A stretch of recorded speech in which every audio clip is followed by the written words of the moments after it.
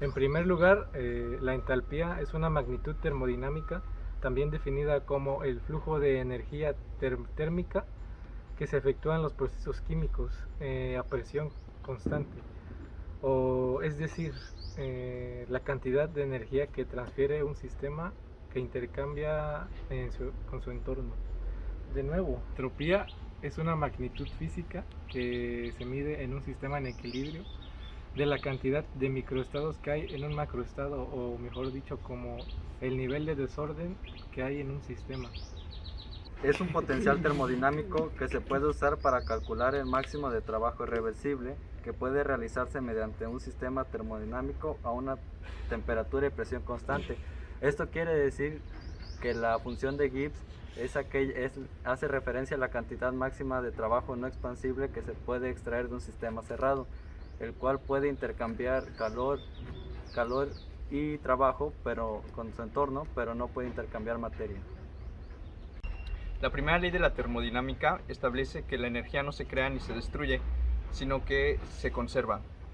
Entonces, esta ley expresa que cuando un sistema es sometido a un ciclo termodinámico, el calor cedido el calor cedido por el sistema será igual al trabajo recibido por el mismo y viceversa.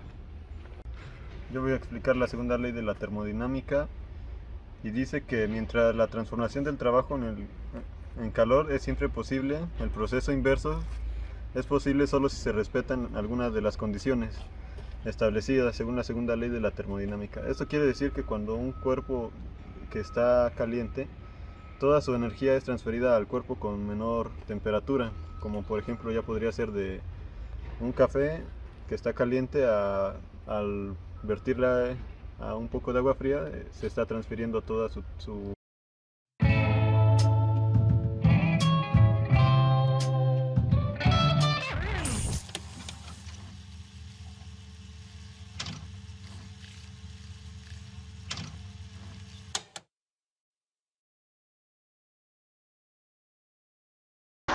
Como primer tema tenemos a la entalpía. Básicamente existen dos tipos de reacciones en este tema, que en primer lugar estaría la reacción exotérmica. En esta se libera, en este tipo de reacción, lo que ocurre es que se libera energía, por eso se llama exotérmica, y la siguiente que tenemos sería la reacción endotérmica, que es lo contrario a la exotérmica. En este caso absorbe calor. Entonces, aquí esta libera energía o calor y esta lo absorbe. Necesitamos saber esto para comprender qué es la entalpía, que la definición sería la cantidad de energía que un sistema intercambia con su entorno, mientras siempre y cuando esté a una presión constante. En la reacción exotérmica tenemos que cuando ocurre esta, libera energía por medio de la reacción, y esta, la endotérmica, absorbe energía o calor. En la entalpía tenemos dos cosas que se llama producto inicial y producto final, que serían los reactivos y que terminarían siendo productos por medio de una reacción química. Y dependiendo pues de las condiciones que tenga, sería exotérmica o endotérmica. Eso es dependiendo de qué compuesto es.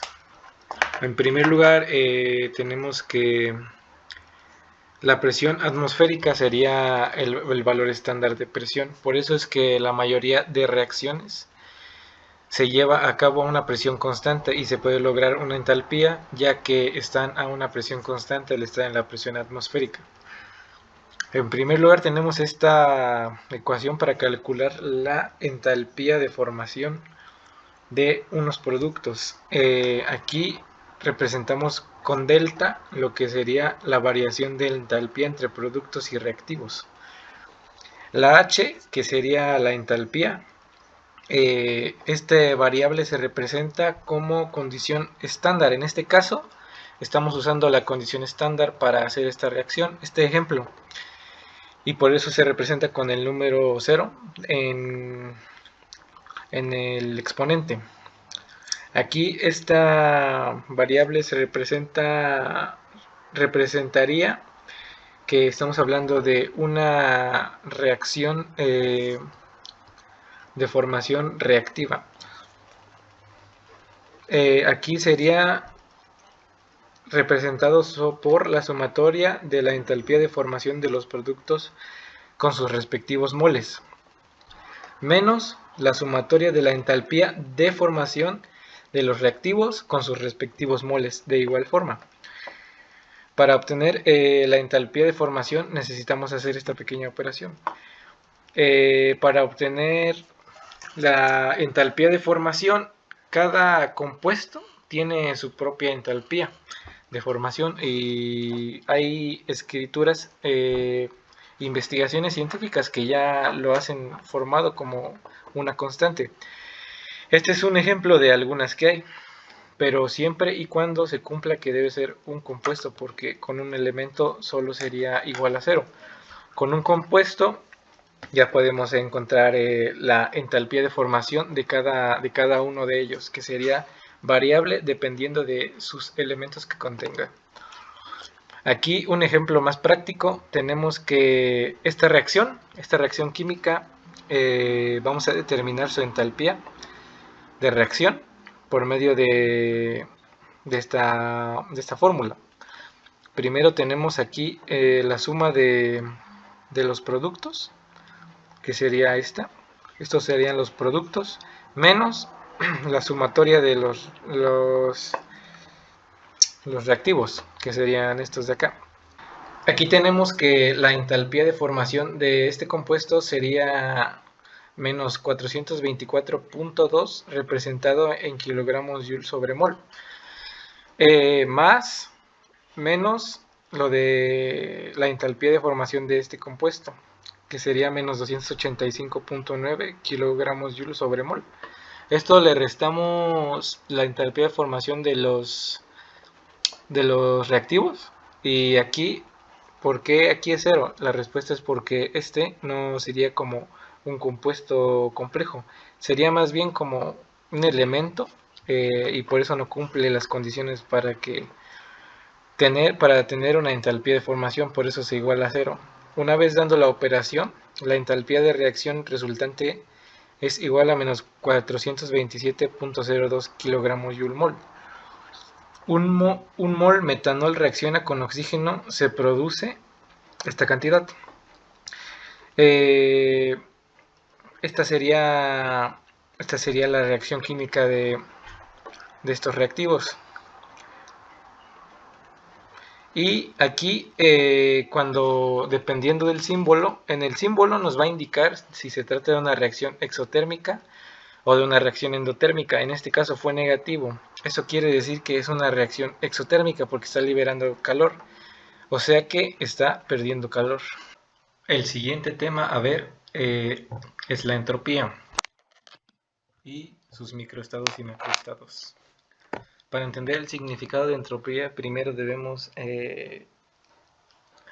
definirla.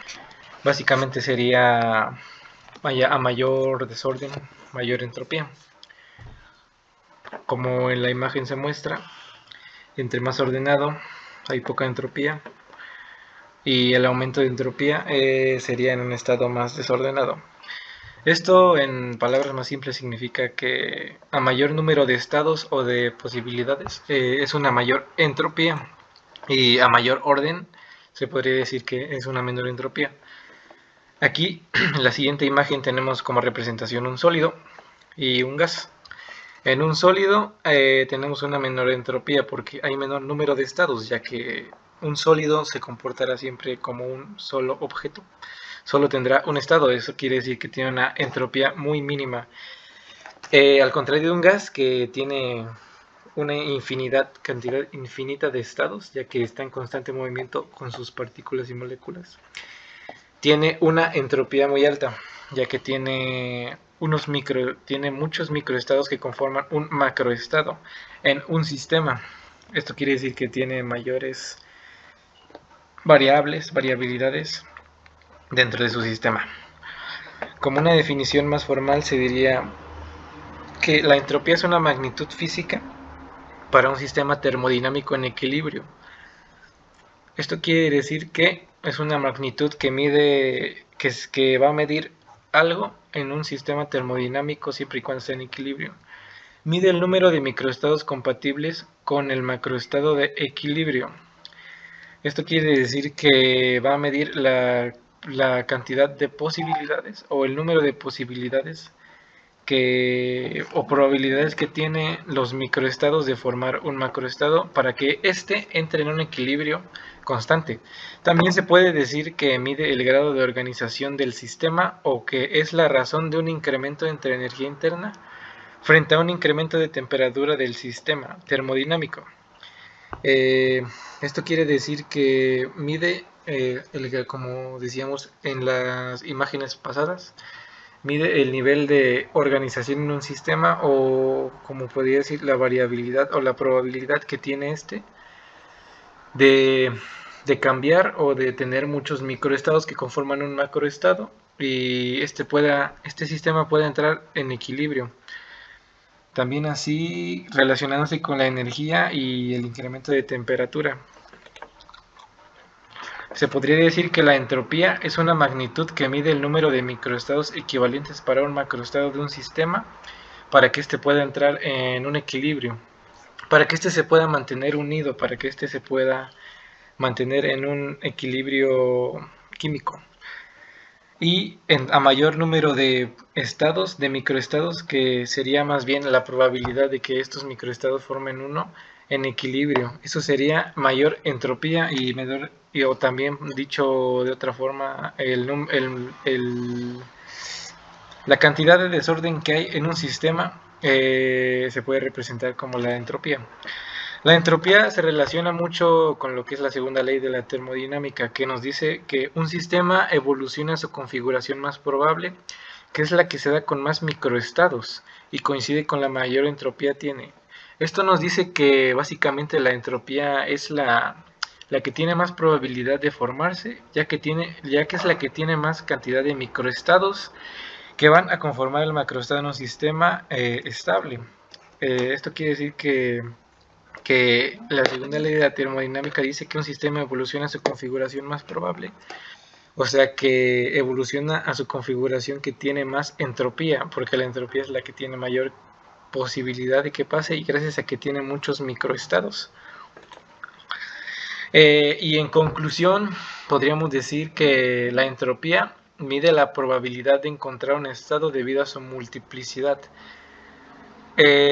Tiene la mayor probabilidad de formar un estado debido a que es la que mayor cantidad posee de que esto pueda ocurrir, de probabilidad de que esto pueda ocurrir. Un estado con alta entropía es un estado muy probable porque se puede alcanzar de muchas formas posibles equivalentes.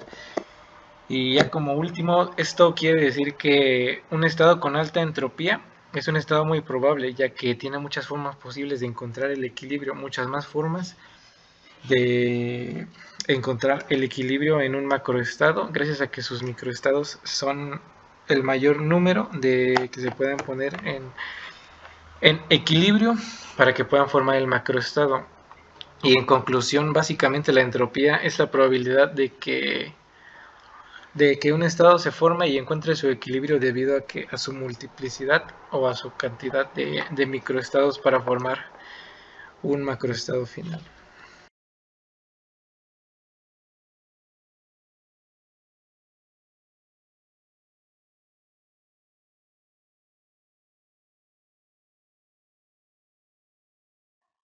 Bueno, para esta ocasión yo les estaré explicando lo que es la ley de Gibbs. Eh, Como ya conocemos, esta ley fue proclamada por Josiah Willard Gibbs. Y pues para comenzar podemos notar la ecuación, que es la ecuación de la ley de Gibbs, que es delta de G es igual a delta de H menos T por delta de S, que en resumen, delta de G es mayor que cero o positivo, que es una reacción no espontánea en el sentido de esta escrita. Delta de G es igual a cero, que no se observa la ocurrencia de la reacción. Delta de G menor que cero es negativo, lo que nos indica que la reacción será espontánea en el sentido que está escrita. Bueno, esto es a lo que hace referencia la ecuación de Gibbs. Entonces, para explicarlo mejor, en la termodinámica podemos comprender que la energía libre de Gibbs, o también conocida como la entalpía libre, es un potencial termodinámico, es decir, una función de estado extensiva con unidades de energía que dan la condición de equilibrio y de espontaneidad para una reacción química a presión y temperatura constante. Bueno, aquí, como podemos ver, la segunda ley de la termodinámica postula una reacción química espontánea hace que la entropía del universo aumente. Aquí, como podemos verlo, delta ds universo mayor que cero. Asimismo, delta ds universo está en función de delta ds del sistema y delta ds alrededores. Por lo general, solo importa lo que ocurre en el sistema en estudio, y por otro lado el cálculo de delta ds alrededores puede ser complicado. Por esta razón fue necesaria otra función termodinámica, la energía libre de Gibbs, que sirve para calcular si una reacción ocurre de forma espontánea, tomando en cuenta solo las variables del sistema. Bueno, para el cálculo de la energía libre de Gibbs tenemos esto, que los cambios en la energía libre es el contenido de calor, T es la temperatura y S es la entropía del sistema, que fue desarrollada en los años 1870 por el físico matemático estadounidense William Gibbs, como ya lo habíamos mencionado anteriormente. Pues los cambios en la energía estándar, que aquí podemos ver que dice que es la energía libre de reacción, se le nota como delta de G reacción, y es el cambio de energía en una reacción a condiciones estándares. En esta reacción, los reactivos en su estado estándar se convierten en productos en su estado estándar. Y pues aquí, como podemos ver, tenemos la fórmula que nos explica de mejor manera, donde se aplica el cálculo de lo que leímos anteriormente. Y pues igual aquí podemos ver el significado de cada variable, donde nos indica que delta de G es igual a 0 y es la condición de equilibrio. La condición de espontaneidad es delta de G menor que 0 y la condición de espontaneidad en la dirección opuesta es delta de G mayor que 0. La energía de Gibbs molar parcial es lo que se conoce con el nombre de potencial químico, que es lo que se maneja en el cálculo de termodinámicos en equilibrio, ya que el equilibrio químico entre dos sistemas implica la igualdad de potenciales químicos y su uso facilita los cálculos.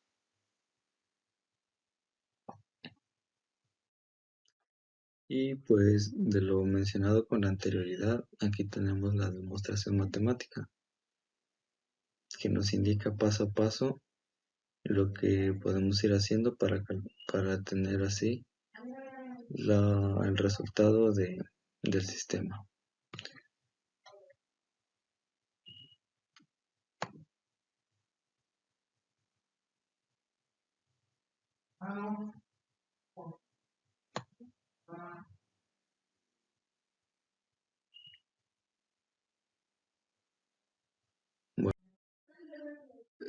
Bueno, a continuación procederé a ponerles un video en el cual nos ejemplifica la resolución de un problema mediante la ley de Gibbs.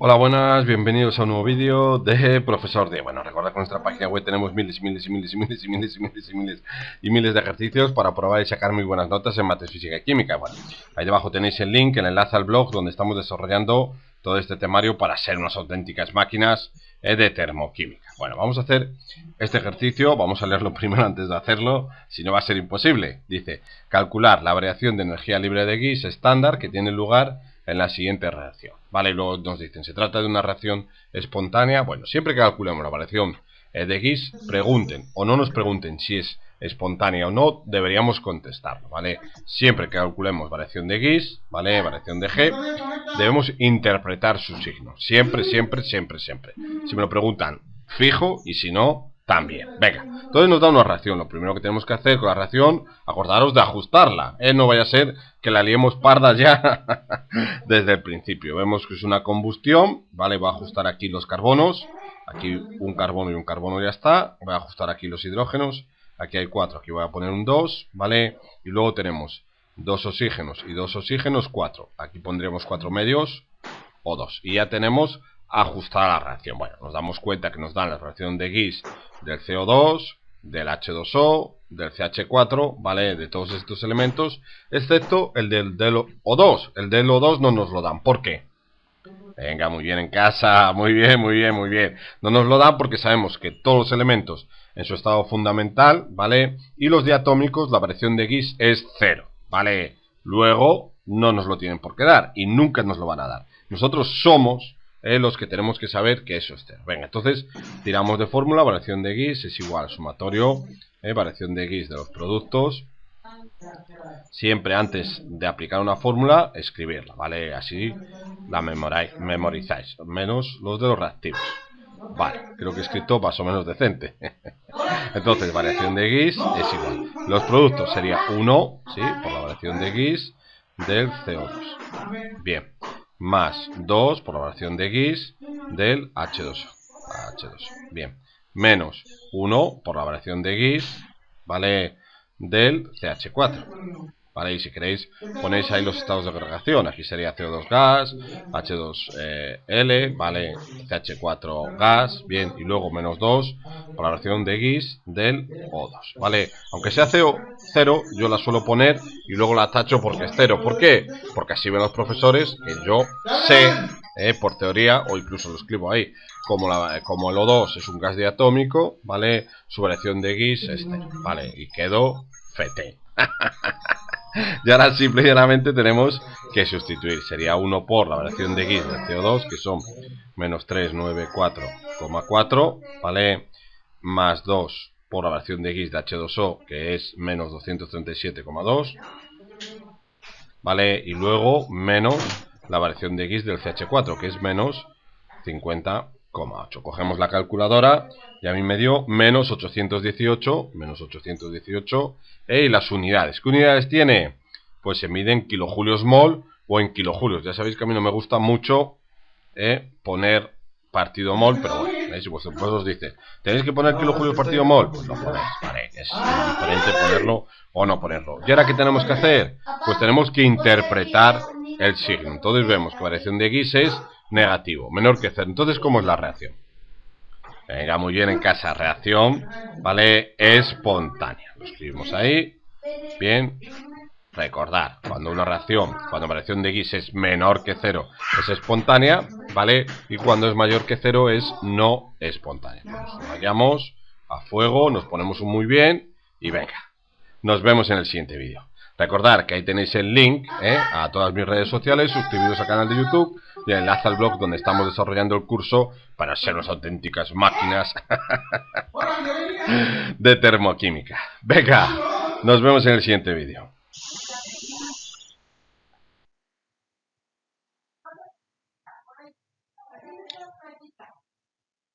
Bueno, pues eso sería todo y hasta aquí termina el tema de la ley de Gibbs.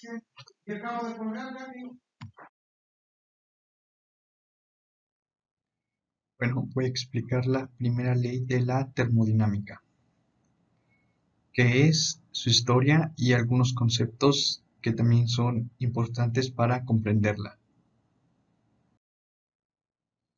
Primero vamos a empezar a hablar sobre calor y temperatura. El calor y la temperatura son cosas diferentes, aunque parezcan que son iguales, son completamente diferentes. El calor es una forma de energía y se mide en el Sistema Internacional de Unidades, en joules, aunque también se usa las calorías o kilocalorías. La temperatura es una unidad intrínseca del estado térmico de una sustancia, independientemente de su tamaño y su estado, y se mide en grados centígrados, Fahrenheit o Kelvin. El calor se puede asimilar a la energía total del movimiento molecular en una sustancia, mientras que la temperatura es una medida de la energía molecular media. El calor depende de la velocidad de las partículas, de su número, su tamaño y su tipo. Y la temperatura no depende del tamaño ni del número o del tipo. Las temperaturas más altas tienen lugar cuando las moléculas se están moviendo, vibrando y rotando con mayor energía. Aquí tenemos un ejemplo más claro donde se puede observar las diferencias entre el calor y la temperatura. Tenemos que para el calor, que se define como un mecanismo de intercambio de energía entre dos cuerpos en virtud de las diferencias de temperatura. Se mide en joules o calorías y se caracteriza por ser únicamente una diferencia de temperatura. El calor origina un aumento de energía interna de las moléculas produciendo aumento de la temperatura. A diferencia de la temperatura, que se define como la energía interna de las moléculas de una sustancia o cuerpo. La temperatura se mide con termómetro y se utiliza en escalas térmicas, las que son grados Celsius, grados Kelvin o grados Fahrenheit.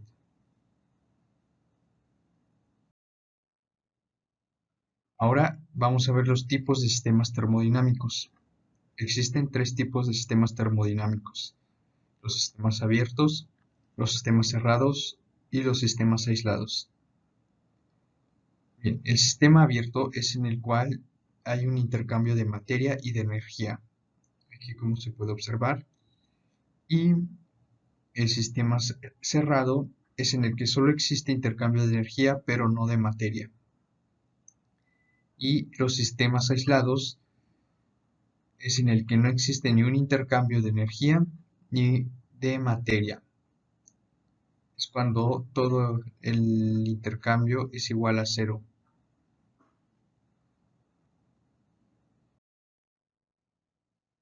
Ahora, leyes fundamentales de las reacciones químicas.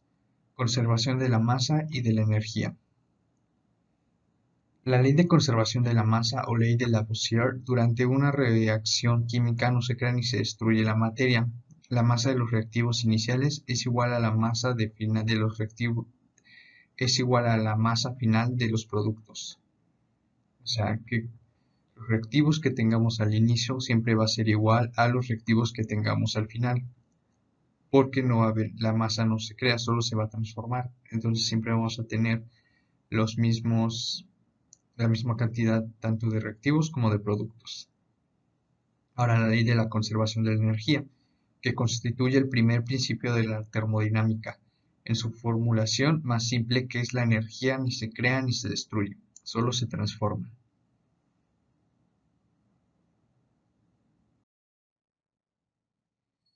Ahora tenemos los procesos isotérmicos, isobáricos, isocoros y adiabáticos. Cuando a un sistema la temperatura es constante y no tiene cambios, se le llama isotérmicos. A los procesos que llevan a cabo a presión constante se los denomina isobáricos. Y a los procesos que llevan a cabo volumen constante se les denomina isocoros. A los procesos que se llevan a cabo sin transferencia de calor entre el sistema y el entorno se les llama adiabáticos.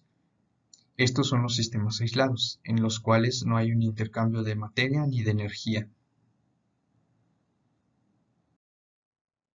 Ahora, la primera ley de la termodinámica. Vamos a empezar con la historia de la primera ley de la termodinámica, y cómo fue que se creó y quién la descubrió. La primera ley de la termodinámica establece que la energía total de un sistema aislado no se crea ni se destruye, siempre va a permanecer constante. Entonces, la primera ley de la termodinámica fue anunciada por Julius Robert von Mayer en 1841. Mayer fue el primero en comprobar la transformación de trabajo mecánico en calor y viceversa. Nicolas Leonard Seydt Carnot fue un físico e ingeniero francés pionero en el estudio de la termodinámica. Se le reconoce hoy como el fundador o padre de la termodinámica.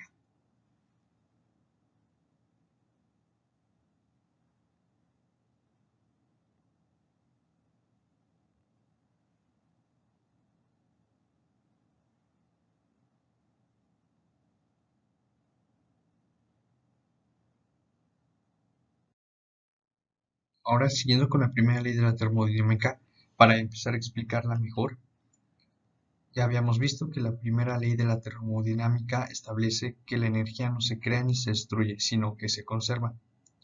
Entonces, esta ley expresa que cuando un sistema es sometido a un ciclo termodinámico, el calor cedido por el sistema será igual al trabajo recibido por el mismo y viceversa.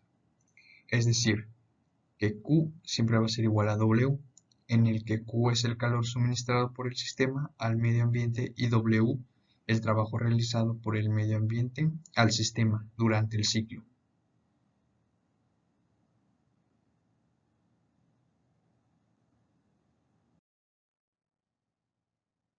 Ahora, para seguir comprendiendo mejor la ley de la termodinámica, vamos a ver algunos ejemplos. La primera ley de la termodinámica representa a un equilibrio, es decir, a cómo va a responder el sistema hasta que no haya más cambios y todas sus características se mantengan estables. En la ecuación, la diferencia de los sistemas siempre va a ser igual a Q menos W. La referencia para entenderla es la energía interna, porque es la suma de las energías cinéticas y potencial contenidas en el sistema, y es la que describe mejor su equilibrio. La primera ley de la termodinámica tendrá varias manifestaciones para los sistemas termodinámicos.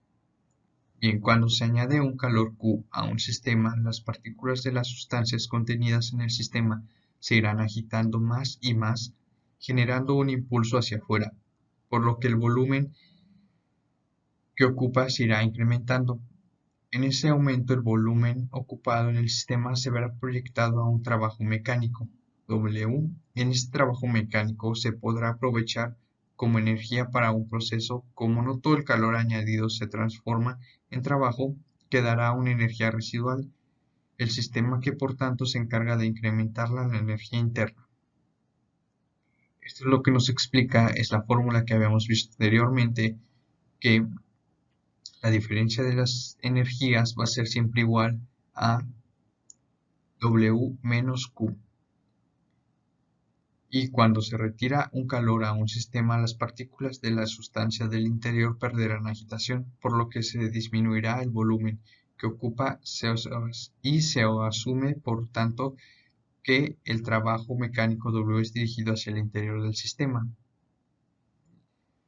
Cuando en un sistema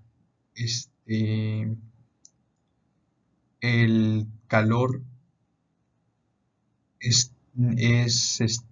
genera calor, se dice que es positivo, y si está recibiendo calor se dice que es negativo, al igual que el trabajo. Si el sistema está generando algún trabajo es positivo, y si el sistema está recibiendo algún trabajo es negativo. Y cuando en un sistema no hay ni trabajo ni calor, es igual a cero, entonces tenemos que es un sistema aislado, porque en un sistema aislado nunca va a haber transferencia ni de calor ni de trabajo. Por lo tanto, la diferencia de las energías siempre va a ser igual a cero. Ahora, otros ejemplos de la primera ley de la termodinámica aplicadas. En un globo aerostático, el quemador arroja la llama hacia el aire contenido en el globo. El calor añadido constantemente hará que el aire sea más ligero y esté más agitado, logrando el trabajo mecánico de levantar la canasta por el viento. Aquí estamos viendo cómo el calor generado sale hacia el globo y esto a su vez cuando el aire se calienta, las partículas se empiezan a agitar generando un trabajo que es lo que hace que el globo se eleve. En un motor de combustión interna se agrega en el pistón un chispazo que inicia una reacción de combustión. Esta reacción aportará el calor para que el mismo sistema se expanda generando un trabajo mecánico que permitirá que el automóvil avance. Aquí estamos viendo lo mismo, igual que dentro del pistón, cuando se genera la chispa, genera una reacción que esto a su vez empuja el pistón generando un trabajo. Entonces el calor generado por la reacción va a hacer que el pistón empiece a funcionar creando un trabajo mecánico. Ahora, para terminar de explicar la primera ley de la termodinámica, vamos a ver su fórmula. Tenemos que E2 es igual a E1 más la diferencia de W menos Q. Aquí el sistema 2 va a ser igual al sistema 1 más las diferencias del trabajo y el calor que se le están aplicando.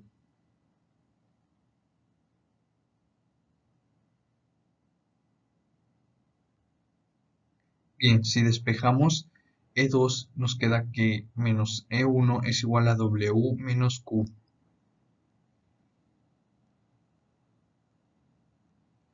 Y así tenemos que la diferencia de los sistemas va a ser igual a W menos Q, igual al trabajo menos el calor. Esta es la fórmula de la primera ley de la termodinámica.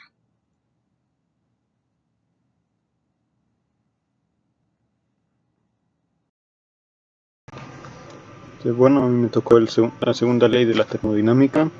Y bueno, la segunda ley de la termodinámica dice que es un principio general que impone restricciones a la transmisión de transferencia de calor y a la eficiencia posible en los motores térmicos. Bueno, entonces vamos a ver un poco más.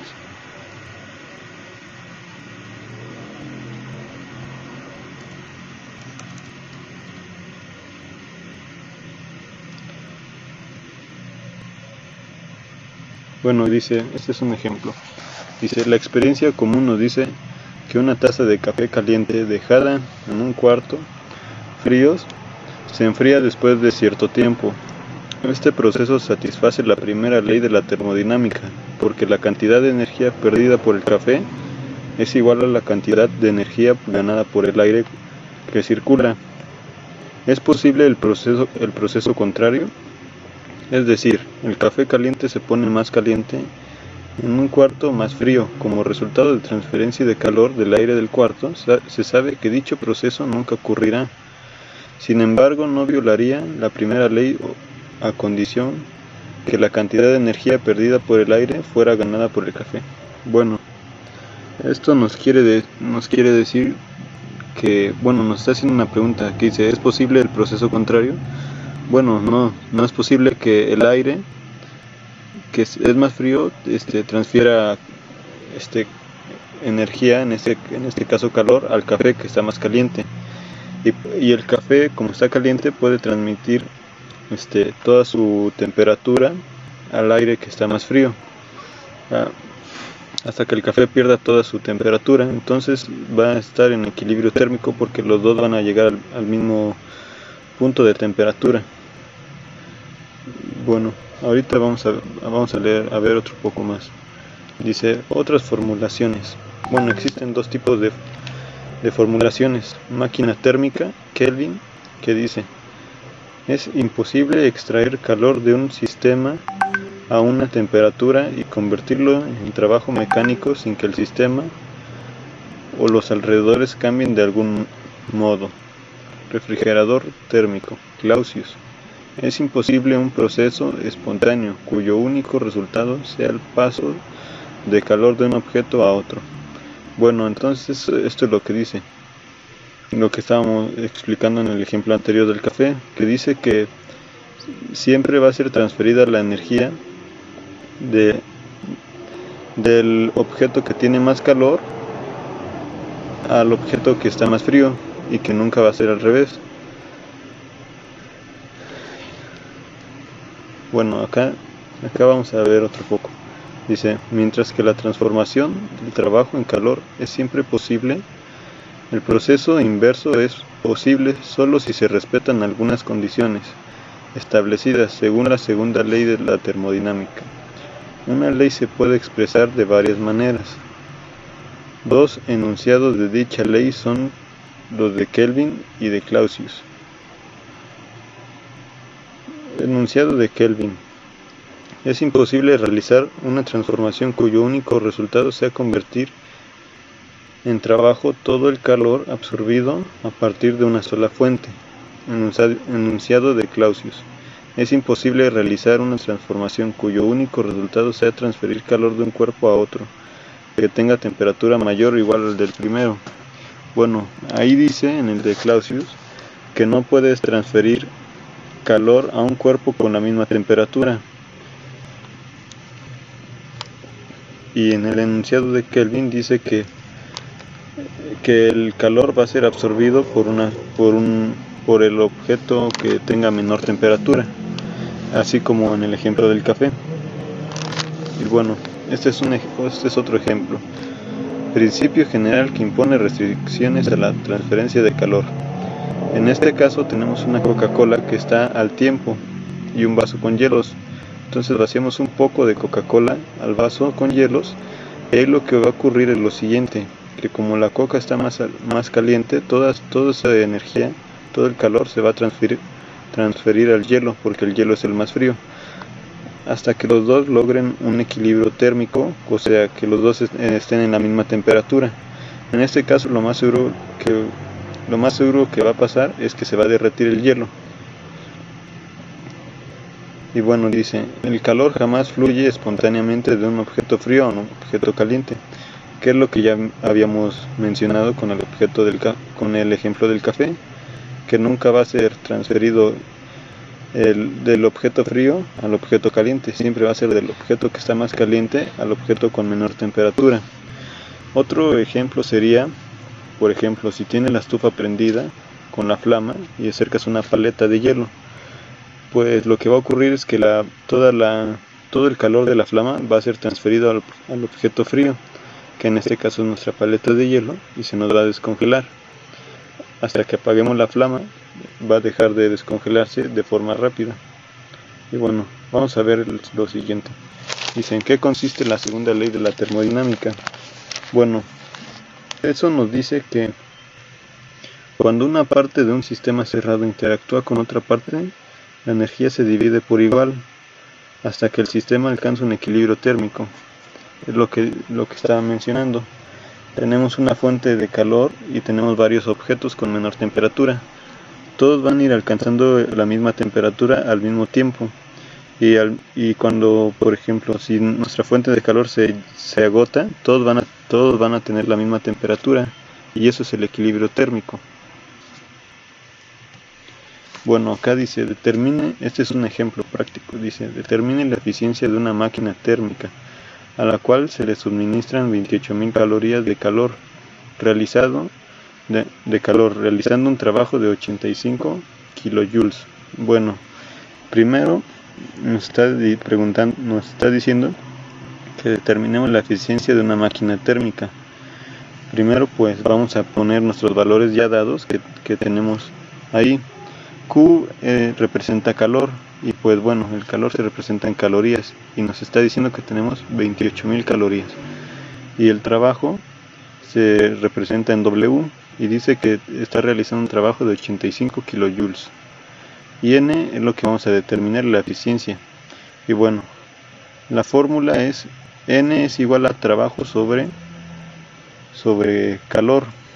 Y bueno, en medio es un motor. Bueno, vamos a ver cómo se puede realizar este problema. Bueno, entonces primero ponemos Q, que es igual a 28.000 calorías, que es lo que nos está dando el problema. Y ponemos también que una caloría es igual a 4.184 joules. Después vamos a eliminar calorías con calorías y vamos a poner 1 kilojoules es igual a 1000 joules. Entonces vamos a eliminar joules con joules. Después de hacer todo ese proceso, el resultado nos va a dar 117.152 kilojoules. Y bueno, la fórmula nos indica que tenemos que hacer trabajo entre calor o calorías en este caso. Bueno, entonces pues ya tenemos nuestro valor dado, que son 85 kilojoules que nos dicta el problema. Ese es el trabajo entre el calor, bueno, ya tenemos nuestro valor dado, que son 117.152, que es lo que nos salió. Entonces lo dividimos entre eso, nos va a salir 0.7255. Y para saber el porcentaje lo vamos a multiplicar por 100. Entonces ponemos n es igual a 100 por 0.7255. Eso nos dará 72.55%. Entonces 72.55% es la eficiencia de una máquina térmica, y ya tenemos el resultado. Y bueno, acá vamos a ver un poco más sobre otro ejemplo que tenemos. Dice, se llama máquina térmica a todo aquel aparato que transforma el calor en trabajo o viceversa, y ninguna de ellas tiene un rendimiento del 100%. Puede clasificarse en dos categorías: máquinas de combustión externa, aquellas que obtienen el calor de una fuente exterior a la máquina, por ejemplo la locomotora; máquina de combustión interna, en las que la fuente térmica pertenece a la máquina, por ejemplo los motores de explosión a diésel.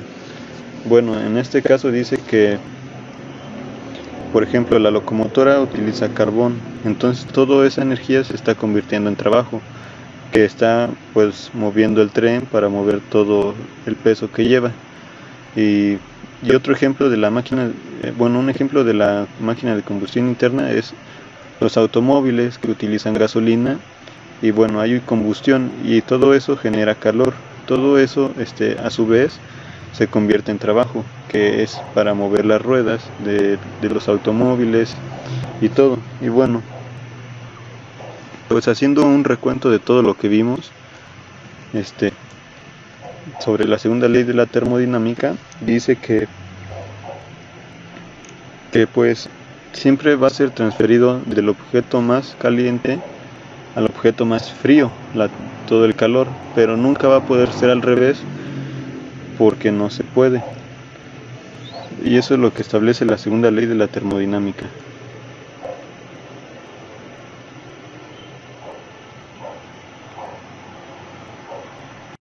El postulado de Nernst o teorema de Nernst. Esta es la tercera ley de la termodinámica. La tercera ley de la termodinámica fue desarrollada por el químico Walter Nernst durante los años 1906 a 1912, por lo que se refiere a menudo como al teorema de Nernst o postulado de Nernst. Lo que dice el científico y el químico Walter Nernst es que es imposible por cualquier procedimiento alcanzar la isoterma igual a cero. En un número finito de pasos, esto se puede interpretar de la siguiente manera. Si la entropía de cada elemento en algún estado cristalino perfecto se tomase como cero en el cero absoluto de temperatura, cada sustancia tiene una entropía finita y positiva, pero en el cero absoluto de temperatura la entropía puede llegar a ser cero totalmente, o sea que no hay movimiento ni energía dentro del sistema físico. Se detiene el procedimiento dentro del sistema al llegar al cero absoluto, ya que no hay movimiento de partículas. Esta tercera ley de la termodinámica nos afirma que ningún proceso físico puede llegar al cero absoluto, como lo repetíamos, como lo decíamos anteriormente. Esto quiere decir que cualquier sistema físico al llegar al cero absoluto se detendrá, debido a que al llegar al cero absoluto la entropía alcanza un valor mínimo acelerado. Eso quiere decir que no hay ningún tipo de desorden molecular ni movimiento molecular dentro del sistema. Este principio de la termodinámica Como ejemplo tenemos los 3 estados de la materia, donde podemos ver, por ejemplo, en el sólido, gaseoso y líquido, el comportamiento molecular de las partículas dentro del sistema, dependiendo de su temperatura y masa. Como podemos saber, en el estado gaseoso hay mayor libertad de movimiento, ya que las partículas están más expandidas y tienen mayor libertad y no están para nada compactas. Eso quiere decir que las partículas de este objeto están más dispersas y por ende más interactivas, interactúan más ya que están más dispersas y tienen más movimiento y energía. En el estado líquido podemos darnos cuenta que las partículas siguen igual de expandidas, pero con un poco más de comprensión. Esto quiere decir que sí hay libertad de movimiento molecular, pero las partículas están más juntas y es por eso que, por ejemplo, el agua, cuando lo metes a un vaso o a un recipiente, como este, por ejemplo, el agua toma la forma del recipiente, ya que se moldea debido a sus características moleculares. En el estado sólido, lo que podemos ver es donde vemos las moléculas más compactas. Y es por eso que se forma una estructura sólida, ya que al estar compactas no hay dispersión ni movimiento molecular, no hay tanto movimiento molecular, y es por eso que suelen quedarse como una estructura sólida física.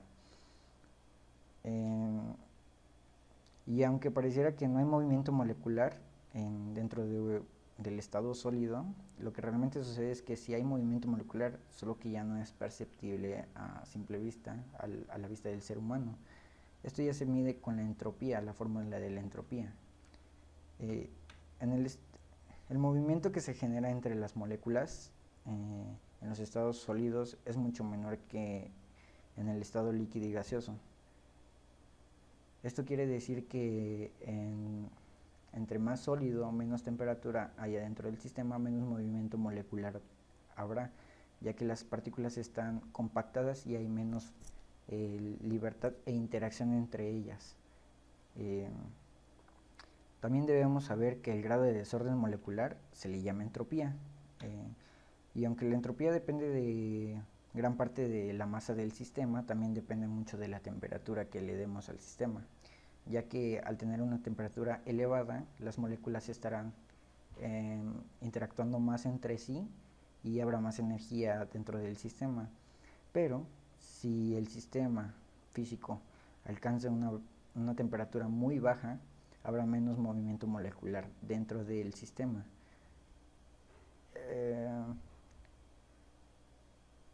Ya que a mayor energía o mayor temperatura que se le aplique al sistema, hace que las moléculas se exciten más y generan mayores movimientos, rompiendo las bolsas intermoleculares que hay dentro del sistema, haciendo que el movimiento molecular pues obviamente sea mayor, ya que se liberan dentro del sistema del que estaban encerrados. Y si la temperatura es menor, como podemos saber y ver, no habrá suficiente energía para estimular las moléculas del sistema. Esto quiere decir que las moléculas tendrán menos energía para poder interactuar entre sí con el sistema y el ambiente. Y es por eso que cuando un sistema físico llega pues al cero absoluto, que es prácticamente imposible, se detiene su proceso totalmente. O sea, su nivel de movimiento y desorden molecular es igual a cero. Este principio establece que la entropía de un sistema a la temperatura de cero absoluto es una constante bien definida. Esto se debe a que la temperatura del cero absoluto, un sistema se encuentra en un estado básico y los incrementos de entropía se consiguen por degeneración desde este estado básico. El teorema de Nernst establece que la entropía de un cristal perfecto de un elemento, esto quiere decir que sea puro el cristal y no tenga ningún tipo de modificación cristalina ni deterioro, por así decirlo, a la temperatura de cero absoluto igual es cero su entropía. Aunque el cristal no fuera puro, si fuera impuro incluso, el movimiento molecular es igual, bueno, es muy cercano a cero. Eso quiere decir que de igual manera hay muy poco movimiento molecular y poca energía y poca interacción entre las moléculas. Sin embargo, esta observación no tiene en cuenta que los cristales reales han de ser formados a temperaturas superiores a cero. En consecuencia, tendrán efectos que no serán eliminados al ser enfriados hasta el cero absoluto. Al no ser cristales perfectos, la información necesaria para describir los defectos existentes incrementará la entropía del cristal. O sea que entre mayor temperatura y masa habrá más entropía que si llegásemos al cero absoluto, por ejemplo.